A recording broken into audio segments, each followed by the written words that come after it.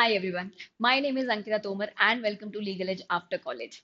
So whenever I went to the classroom and taught about the international organizations या UN के organs की मैं जब भी बात करती हूँ तो बच्चे ऑफन एक क्वेश्चन पूछते हैं, मैम आईसीसी क्या है, इंटरनेशनल क्रिमिनल कोर्ट क्या है और आईसीजे क्या है, दोनों किस तरीके से अलग है या दोनों किस तरीके से सिमिलर है।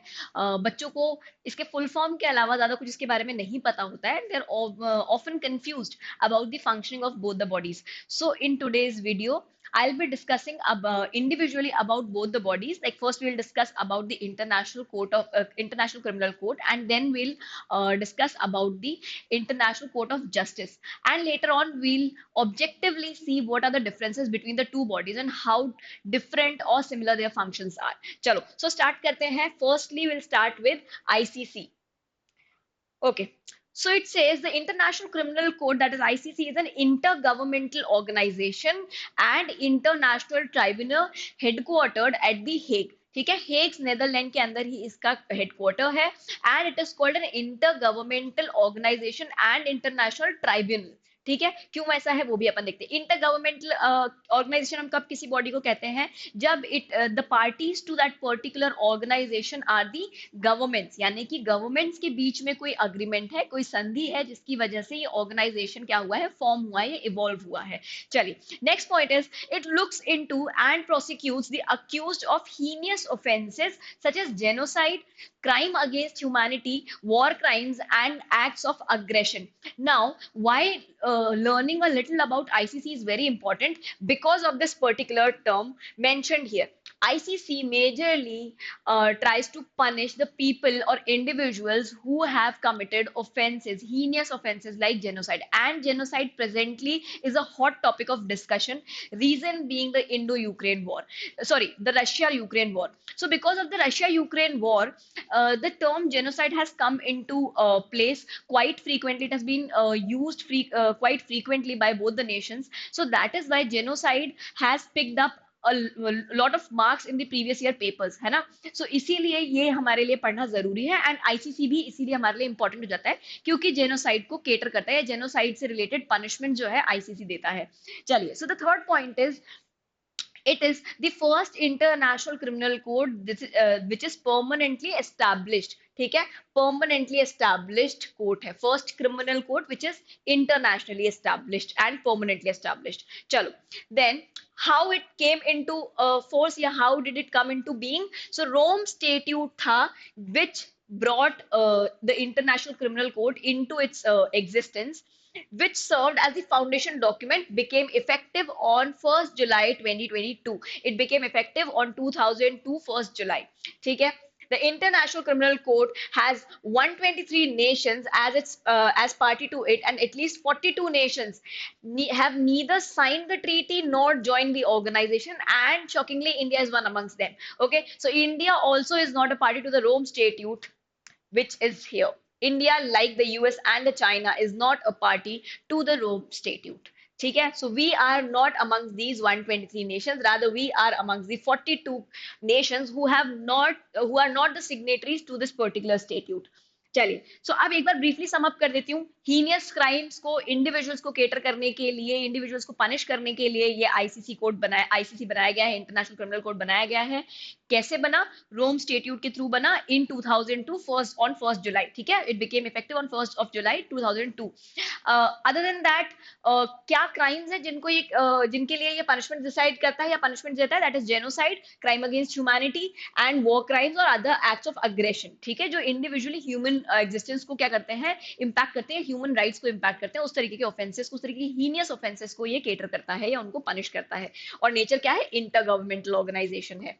चलिए, अब आते हैं हम इंटरनेशनल कोर्ट ऑफ जस्टिस पे। आईसीजे हमने बहुत फ्रीक्वेंटली सुना है क्योंकि it is one of the six principal organs of the UN, है ना। यूएनओ के 6 प्रिंसिपल ऑर्गन्स है जिनमें से एक है आपका ICJ, which is very important in itself. क्यों इंपॉर्टेंट है? क्योंकि उसका काम बहुत इंपॉर्टेंट है ना। जस्टिस केटर करना काम है अगर किसी बॉडी का, तो that body automatically becomes of great importance. Other thing, it is a successor of the PCIJ, that is Permanent Court of International Justice, which was established under Article 14 of the League of Nations. ठीक है, covenant of league of nation एक sign हुआ था, जैसा कि बहुत सारे बच्चे नहीं अगर जानते हैं तो मैं एक्सप्लेन कर देती हूँ. UN has succeeded the League of Nations. ठीक है, पहले एक बॉडी थी यूएन की जगह जिसका फंक्शन यूएन जैसा ही था, बट उसको लीग ऑफ नेशंस कहा जाता था. फर्स्ट वर्ल्ड वॉर के बाद वो बॉडी जो है बनाई गई थी. उसका गठन फर्स्ट वर्ल्ड वॉर के बाद हुआ था. By seeing the conditions of what the war had left behind it, लोगों को लगा कि peace is the only way to survive and to sustain this whole world.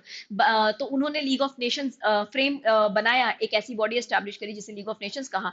League of Nations का जो कोवेनेंट था उसके आर्टिकल 14 में उन्होंने एक जस्टिस डिलीवर करने वाली बॉडी का गठन किया जिसका नाम था permanent court of international justice. But later on, as the Second World War erupted, the League of Nations had miserably failed, and so did the Permanent Court of International Justice. जैसे ही United Nations ने replace किया league of Nations को, permanent court of international justice को भी replace कर लिया ICJ ने. ठीक है, सो पीसीआईजे के जगह पर क्या आ गया, आपका आईसीजे आ गया. सिमिलर फंक्शंस है, सिमिलर नेचर है लगभग लगभग, बस रिप्लेसमेंट है. ठीक है, it is a successor body, it has succeeded the PCIJ. ठीक है, so it is important to know that किस बॉडी को सक्सीड करके आपका आईसीजे आया है. नाउ आईसीजे का काम क्या था, इंटरनेशनल डिस्प्यूट्स को खत्म करना through mediation, through arbitration, through peaceful talking. ठीक है, नेगोशिएशंस के थ्रू डेडलॉक्स को खत्म करना, और साथ ही में एडवाइजरी ओपिनियन देना to the League of Nations. And similar function is discharge by the ICJ for the UN at present. ठीक है, सो 1922 में आपका international PCIJ was born, and later on with the second world war it ended. Second world war यानी कि 1945 में जब second world war and हो गया और आपका यूएन जो है वो एग्जिस्टेंस में आया, तो उसी के साथ में आपका एग्जिस्टेंस में आया आईसीजे भी. PCIJ met on October 1945 for the last time and transferred its archives and effects to the new Court of Justice, which, like its predecessor, was to have its headquarter at the Peace Palace. Piece palace में headquarter है इन हेग्स, Netherland. ठीक है, ICJ का भी जो headquarter है वो कहां पर है, आपका पीस पैलेस हेग, नेदरलैंड में. The role of ICJ is to maintain international peace by helping diffuse the crisis. क्या करना है, डिफ्यूज करना क्राइसिस. क्राइसिस को डिफ्यूज करना मतलब क्या है, नेगोशिएट करना, डाइल्यूट करना, थोड़ा सा जो असर है उसको कम कर देना bye talking.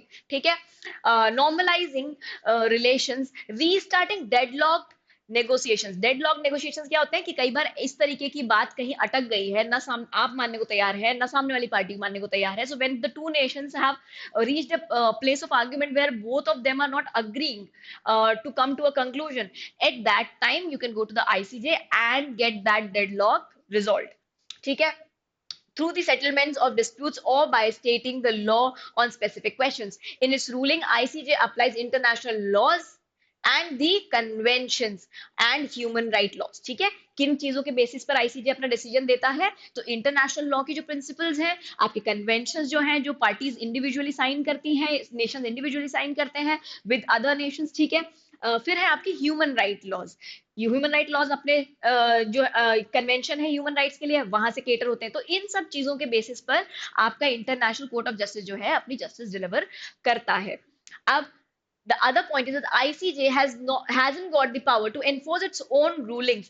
When necessary, the injured state can request the UN Security Council to enforce the ICJ's decision. ठीक है, ICJ का जो डिसीजन है वो एनफोर्सेबल नहीं है बाय इटसेल्फ. वो कैसे एनफोर्स होगा, जो भी पार्टीज जिनके फेवर में या जिनके बीच में ये मैटर डिसाइड हुआ था, उन पार्टीज में से कोई भी एक को क्या करना पड़ेगा, अप्लाई करना पड़ेगा यूएन सिक्योरिटी काउंसिल को. ठीक है, सिक्योरिटी काउंसिल को जब अप्लाई करेंगे, then security council is in the capacity to get the ICJ's decision enforced.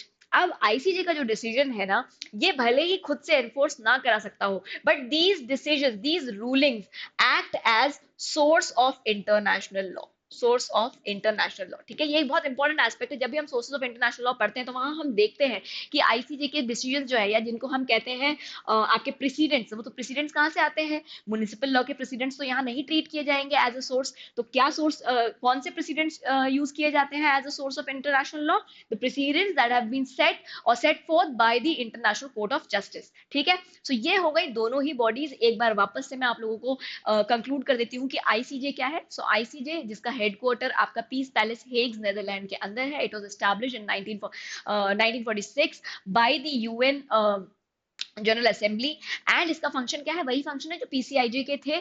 Basically आपका नेगोशिएशंस करना, पार्टीज के बीच के डिस्प्यूट्स को डाइल्यूट करना, डिसॉल्व करना, और एडवाइजरी जुरिस्डिक्शन है इसके पास में। ठीक है, अदर देन दैट अब आगे देखते हैं अपन कि ऑब्जेक्टिवली दोनों कोर्ट्स के बीच में क्या मेजर डिफरेंसेस हैं।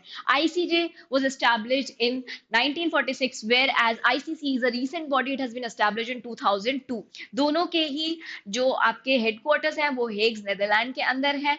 अब ऑफिशियल कोर्ट ऑफ यूएन भी कहा जाता है आईसीजे को, it is also known as the world court. ठीक है, क्या कहा जाता है इसको? वर्ल्ड कोर्ट कहा जाता है, या फिर ऑफिशियल कोर्ट ऑफ यूएन कहा जाता है। इसके पास जो किन लोगों को केटर करता है, who are the subjects of ICJ? So the subjects of ICJ are contentious between parties and the advisory opinion, sorry, jurisdiction of ICJ is basically on contentious between parties and the advisory opinion. अब ICC की अगर हम बात करें तो उसका function क्या है? Criminal prosecution of individuals, individuals का क्रिमिनल प्रोसिक्यूशन करना, हु आर लाइबल और who have committed some heinous war crimes. ठीक है, या heinous crimes against the humanity. फिर आते हैं हम नेक्स्ट चीज पर कि क्या क्या सब्जेक्ट मैटर है दोनों के जुरिस्डिक्शन का या दोनों के कंट्रोल का। So the subject matters that they will cater are maritime disputes, sovereignty, natural resources related disputes, trade related, treaty violations and treaty interpretations, human rights etc. ठीक है, इस नेचर की जो चीजें हैं, इस नेचर की जो डिस्प्यूट्स हैं, उनको आईसीजे केटर करता है। देखिए, यहाँ कहीं भी हमने कोई हीनियस ऑफेंस नहीं देखा है।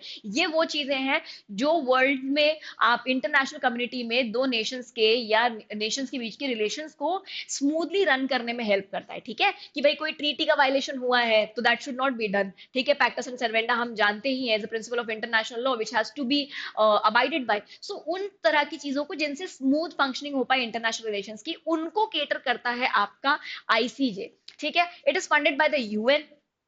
अब आते हैं हम अपने आईसीसी के ऊपर। सो आईसीसी का फंक्शन अगर आप देखोगे तो you can clearly see the difference that it caters the offences like genocide, crime against humanity, war crimes, crimes of aggression. इस तरीके की हीनियस चीजों को, इस तरीके की against the humanity type of चीजों को या प्रॉब्लम्स को केटर करता है आपका आईसीसी। ठीक है, सो आप मेजर डिफरेंस यहाँ पर देख सकते हैं। एक जो है वो स्मूथ रनिंग के लिए काम कर रहा है, और एक जो है वो बहुत हीनियस डिफरेंसेस को या हीनियस ऑफेंसेस को कहीं ना कहीं सप्रेस करने की कोशिश कर रहा है। ठीक है, ये कहीं ना कहीं मोरालिटी रिलेटेड चीजों को सप्रेस करने की कोशिश करता है कि भाई आपके और मेरे बीच में अगर ट्रीटी हुई है तो आप उस ट्रीटी का ब्रीच ना करें, या मेरे टाइम डिस्प्यूट है कोई तो आप जो है अपने ही एरिया में रह करके फिशिंग या अपने ही एरिया की जो रिसोर्सेज हैं, अपने ही टेरिटोरियल वाटर की जो रिसोर्सेज हैं उनको एक्सप्लोर करें, मेरे रिसोर्सेज को ना एक्सप्लॉइट करें। ठीक है, इस तरीके के थोड़े से जेनरिक मैटर्स और थोड़े से मोरालिटी रिलेटेड मैटर्स को ये केटर करता है कहीं ना कहीं, या सोशल मैटर्स को केटर करता है। बट ये जो है ये एक्सट्रीमली क्राइम को सप्रेस करने की कोशिश करता है, ह्यूमैनिटी को